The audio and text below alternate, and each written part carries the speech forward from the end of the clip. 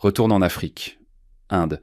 Les Noirs comme toi ne méritant pas le respect, et encore moins de venir à l'université pour déranger. » Après ces paroles, Julián Rivas gifla la jeune femme noire et, non content de cela, lui donna une claque sur les fesses pour montrer que c'était lui qui commandait.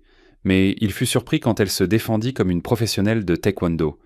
C'était midi à l'université centrale de San Martín. Le soleil rebondissait sur les murs blancs. Les couloirs étaient remplis de voix et de pas rapides. Parmi la foule se trouvait la jeune Mariana Cruz, une jeune femme de 17 ans à la peau noire et aux pas assurés. « Regardez-moi cette sale fille !» dit une voix chargée de mépris. Qui a laissé entrer cet animal dans cette université? Julián Rivas se planta devant elle sans vergogne, lui bloquant le passage. Un jeune homme grand, au sourire tordu, se pencha vers elle. « Tu ne te lasses pas de jouer à l'universitaire, sale noire ?» lâcha-t-il. « C'est pas ton quartier ici. » Mariana ne recula pas. Il tendit le bras avec l'intention de la pousser par l'épaule, comme on écarte un objet. Mais avant que cela n'arrive, elle réagit par instinct, pivota le corps et dévia la main d'un coup sec de l'avant-bras, puis fit un pas ferme en avant. Le geste le déstabilisa. « Qu'est-ce que tu en crois faire ?» cracha Julián, rouge de colère. « Tu vas me toucher maintenant, salope ?» Les rires nerveux de quelques étudiants s'éteignirent. D'autres regardèrent avec voyeurisme. Pourtant, personne n'intervint. « N'ose même pas poser une main sur moi, » dit Mariana, voix basse mais forte. « Je vais t'apprendre ta place, fier de... » grogna Julián. « Ici, c'est nous qui commandons. »« Je t'ai dit de ne pas me toucher, » répéta Mariana. « Tu n'es personne pour le faire. » Ces paroles fermes et claires transpercèrent la poitrine de Julián comme une menace publique. Son sourire se brisa instantanément et ses yeux se remplirent de haine. « Ferme ta gueule !» grogna-t-il, et soudain la gifle arriva, brutale et forte sans retenue. Le coup lui secoua la tête et la projeta au sol. Ce fut humiliant. Le goût métallique lui envahit la bouche. « C'est pour que tu apprennes !» dit Julián en crachant par terre. « Et ne me défie plus jamais, ordure !» Julián fit demi-tour et commença à marcher dans le couloir central, lentement, exagérant chaque pas, comme s'il venait de gagner quelque chose, comme s'il l'avait vaincu. Certains de ceux qui regardaient l'un rire, tandis que Mariana restait au sol, un genou plié, la joue en feu et les yeux pleins de larmes qu'elle ne voulait pas laisser couler. Tous la voyaient balesquant par terre, sans défense, mais personne ne s'arrêtait pour l'aider. Il ne faisait tant que se moquer et la montrer du doigt. « Et regardez la petite noire !» chuchota quelqu'un en la désignant, se croyant courageux. À ce moment-là, les larmes de Mariana coulèrent sans contrôle, se mêlant à la poussière du couloir. Elle serra les dents, respira comme elle put. Le cahier était toujours par terre à quelques mètres, ouvert avec les pages bougeant au vent doux de midi. Mariana se releva lentement. Le monde vibrait encore dans sa tête et sa joue continuait de brûler, rouge, enflée, comme si le coup ne voulait pas partir. Elle essuya ses larmes du dos de la main avant que quelqu'un puisse la voir le faire. Elle ramassa le cahier par terre. Personne ne dit rien. Personne ne demanda si elle allait bien. Elle marcha vers le bâtiment des salles de classe, le corps tendu, le dos droit par pure obstination. Chaque pas lui rappelait le regard de Julián, s'éloignant, sûr de lui, impuni. Elle entra en classe et s'assit au fond. Les paroles du professeur lui passèrent au-dessus, comme un bruit lointain. Elle nota des mots qu'elle ne traita pas. Elle serra le stylo jusqu'à ce que ses jointures deviennent blanches. Quand la fin du cours sonna, elle sortit à nouveau dans le couloir. Le corridor était plus rempli qu'avant. C'est alors qu'elle le vit. Julián Rivas, appuyé contre un mur, parlant avec deux amis. En la voyant, il sourit, non pas un grand sourire, un petit, venimeux. « Regardez qui est revenu, » dit-il à voix haute, la petite noire courageuse. Mariana essaya de passer son chemin. Il fit un pas de côté, et quand il fut à côté d'elle, sa main descendit rapidement, de manière obscène, sans se cacher. Il lui toucha une fesse et serra juste assez pour qu'il n'y ait aucun doute. « Détends-toi, noire, » chuchota-t-il. « Ne fais pas ta coincée. » Le corps de Mariana se tendit comme un câble. La chaleur lui monta au visage, mélangée de rage et de honte. À ce moment-là, elle se retourna avec rage. « Qu'est-ce qui te prend, imbécile ?» lui lança-t-elle, la voix brisée mais ferme. « Tu es malade ou quoi ?» Le couloir entier sembla se pencher vers eux. Julián arqua les sourcils puis éclata d'un rire exagéré. « Vous avez entendu ça ?» dit-il en regardant autour. « Cette noire se croit le droit de me parler comme ça. Regardez-la, continua-t-il. Elle fait la fine bouche quand on lui touche le cul, mais elle en rend bien provoquée. » Mariana sentit l'humiliation lui monter à la gorge. Elle fit un pas en avant, le bras se tendant, le corps réagissant, avant la tête. « Ne me touche plus jamais, » dit Mariana, sur le point d'exploser. Et à ce moment-là, elle leva la main directement vers le visage de Julian, mais il fut plus rapide. Il lui attrapa le poignet avec force, serrant assez pour que ça fasse mal. Il se pencha vers elle avec un sourire tordu et à voix basse. « N'y pense même pas, petite noire, chuchota-t-il. Ou tu veux que ça se passe plus mal que tout à l'heure ?» Il la lâcha d'un coup, comme si elle était quelque chose de sale. Mariana recula d'un pas, puis d'un autre. Le bruit du couloir devint assourdissant. Les rires commencèrent, les commentaires offensants, et à nouveau personne ne la défendit. Sa poitrine se serra, ses yeux se remplirent de larmes qu'elle ne put plus contenir. Elle se retourna et se mit à courir. Elle courut dans le couloir avec la vision trouble, esquivant les corps, entendant des rires dans son dos, sentant la honte la frapper plus fort que la gifle. Les larmes coulaient sans contrôle, tandis qu'elle sortait dans la cour sans regarder en arrière, le cœur lui battant dans la poitrine comme s'il voulait sortir. Une heure passa quand Mariana arriva chez elle, alors que le soleil commençait à baisser. Elle ferma la porte avec plus de force que nécessaire et laissa tomber son sac à dos par terre. Elle entra directement dans la petite chambre du fond. Là se trouvait le tatami usé, les bandages et l'uniforme soigneusement pliés. Elle se changea sans se regarder dans le miroir. Sa joue brûlait encore, mais cela ne l'arrêta pas. Elle commença à bouger, un pas, un pivot.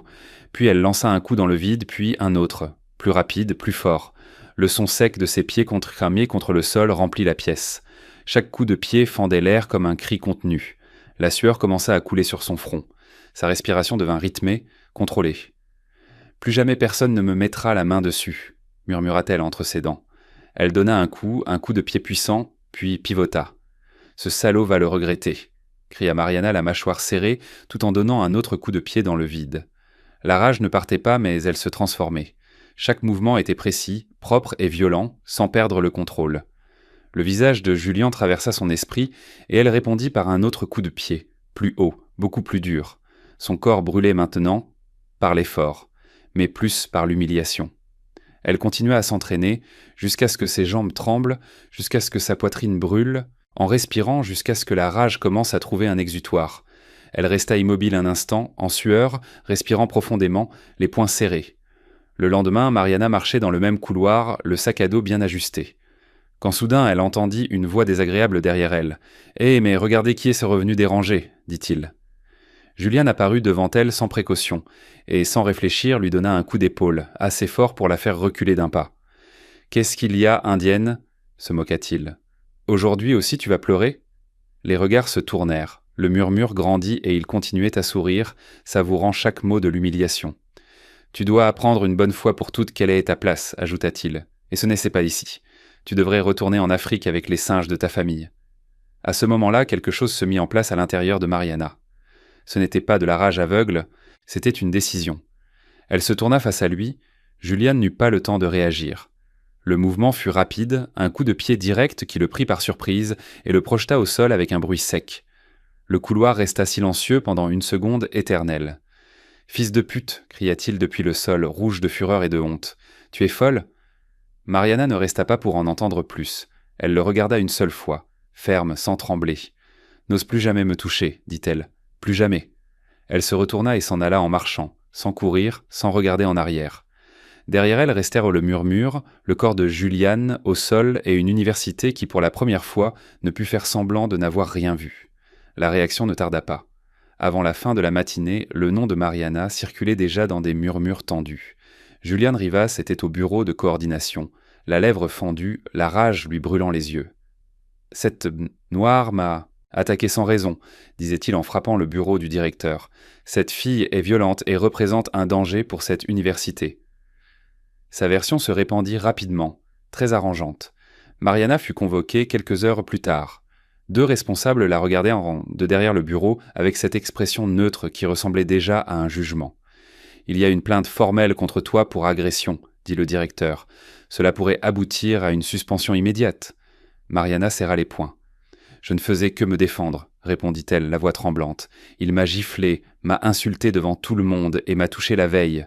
Tout a commencé par lui. » « Il n'y a pas de preuve claire de ce que tu dis, » intervint le directeur. « Il n'y a que des témoins du coup que tu as donné au jeune Julian. » À ce moment-là, Mariana sentit l'injustice lui monter dans la poitrine. « Alors, vous ne me croyez pas pour ce qu'il a fait ?» demanda-t-elle. « Ça ne compte pas ?» Il n'y eut pas de réponse immédiate, seulement des regards gênés.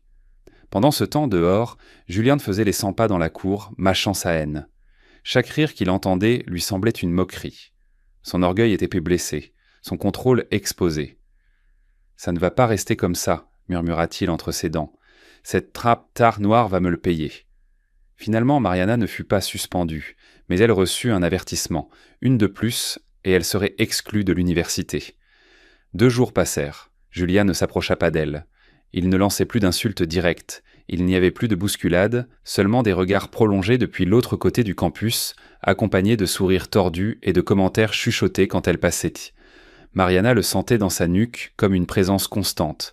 C'est alors que le 3e jour, en sortant du dernier cours de l'après-midi, le couloir latéral était presque vide.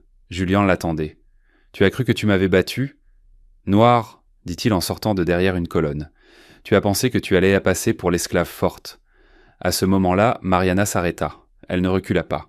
« Laisse-moi tranquille, répondit-elle. Tu en as assez fait. » Il rit, mais il n'y avait pas d'humour là-dedans. « Tu m'as fait passer pour un idiot, cracha-t-il. Et ça ne se pardonne pas. » Il s'approcha rapidement et la poussa contre le mur. Ce n'était pas fort, c'était provocateur.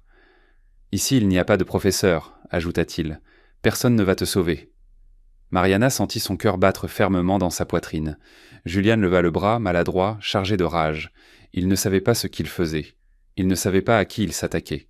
« Je vais t'apprendre à ne pas lever la main sur quelqu'un comme moi, grogna-t-il. « Je ne veux pas de problème, répondit Mariana d'une voix ferme. « Écarte-toi et laisse-moi partir. » Julien répondit par un rire court, chargé de mépris. « Tu crois que je vais te laisser partir ?» cracha-t-il. Après m'avoir ridiculisé devant tout le monde, et sans prévenir, il la poussa avec force. Le coup la projeta contre le mur et lui fit perdre l'équilibre. Elle tomba sur le côté, s'écorchant l'avant-bras. Le couloir renvoya l'écho sec de l'impact. « Lève-toi, sale noire inutile, ajouta-t-il. Allez, montre comme tu es courageuse. » Mariana se releva lentement. Elle ne le regarda pas dans les yeux immédiatement. Elle plaça ses pieds au sol, écartés, stables. Elle redressa le dos. Sa respiration se régula d'elle-même, profonde, mesurée. Des années d'entraînement prenaient en le contrôle. Julien avança maladroitement, furieux, les poings serrés et le corps rigide. « Je vais te casser, menaça-t-il. Quand il lança le premier coup, elle bougeait déjà. Ce ne fut pas un geste impulsif. Elle pivota le torse, dévia le bras avec précision et répondit par un coup de pied net. L'impact fut sec et calculé. Elle n'avait pas l'intention de l'humilier, mais de le maîtriser.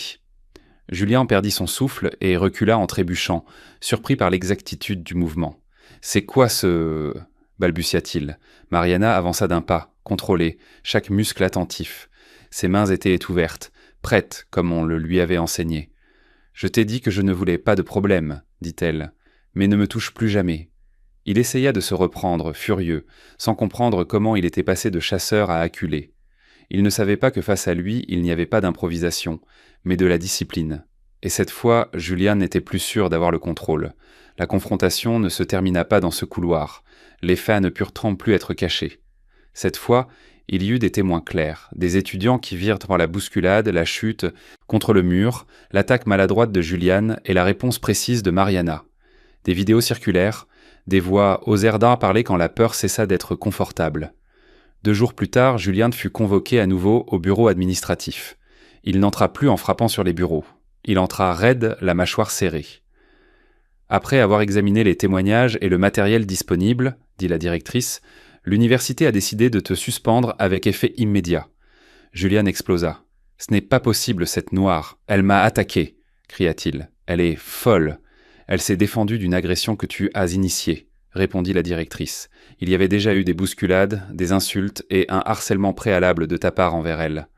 Le silence le laissa sans souffle. La rage lui brûlait, mais il n'avait plus où la cracher. Mariana fut convoquée ensuite. Cette fois, le ton fut différent. Nous voulons te présenter nos excuses, dit la même voix qui avait douté auparavant. Nous n'avons pas agi avec la rapidité ni le sérieux que la situation méritait. Mariana écouta en silence. Si tu n'avais pas su te défendre, ajouta-t-elle, nous ne savons pas ce qui aurait pu t'arriver. Elle hocha à peine la tête. Elle ne sourit pas, ne remercia pas. Elle savait que cette phrase arrivait tard, mais elle savait aussi autre chose. Son corps avait été sa frontière. L'explication fut consignée. Ce ne fut pas une bagarre, ce fut une défense. Chaque mouvement de Mariana avait été technique. Des déviations pour éviter des dommages plus importants, des coups dirigés vers l'équilibre, pas vers la destruction. Chaque coup donné avec contrôle et non avec fureur. C'est ce qui fit la différence.